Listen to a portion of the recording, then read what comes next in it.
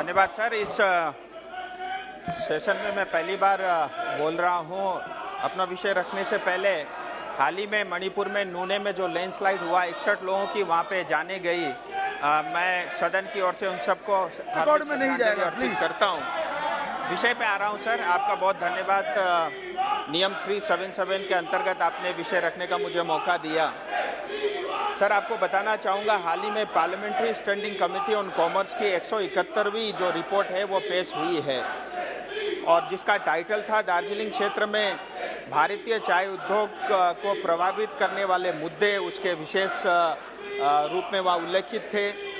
इस रिपोर्ट में दार्जिलिंग हिल्स, तराई और डुवर्स के क्षेत्र के जो चाय उद्योग हैं और उस उद्योग से जुड़े हुए जो लोग हैं उनकी गंभीर समस्याओं को उजागर किया गया है। और सबसे गंभीर समस्या चाय बागान के मजदूरों का पर्जा पट्टा, यानी उनकी भूमि अधिकारों से उनको वंचित करना रहा है, जो कई पीढ़ियों से उस चाय बागान के साथ जुड़े हैं।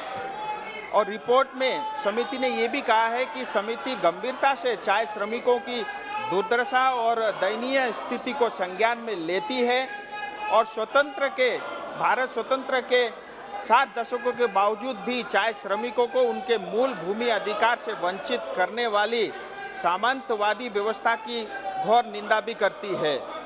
रिपोर्ट के अगले अंश में समिति ने ये भी कहा है, न केवल जीने के लिए बल्कि अपने मृत परिवार के सदस्यों को दफनाने के लिए भी उन्हें सतत संघर्ष करना पड़ता है। ये दुर्भाग्य है और बहुत ही दुखद है। इसलिए समिति ने सिफारिश किया है कि एक विशिष्ट कानून के अधिनियम के अंतर्गत आवश्यकता है कि चाय के जो श्रमिक, चाय बागान से जो श्रमिक जुड़े हुए हैं, उनके अधिकारों और उनकी पैतृक भूमि को, उनके संसाधनों को, स्वामित्व को मान्यता देना चाहिए।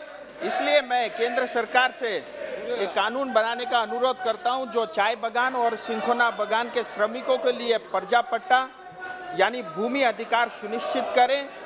जिस तरह से फॉरेस्ट राइट एक्ट 2006 ने हमारे वन बस्ती में रहने वाले लोगों को भूमि अधिकार सुनिश्चित किया, उसी तर्ज पे सरकार चाय और सिंखोना बागान में जो श्रमिक काम करते हैं, जो रहते हैं, उनके लिए प्लांटेशन राइट एक्ट ला करके उनके लिए न्याय सुनिश्चित करें। आपका बहुत बहुत धन्यवाद।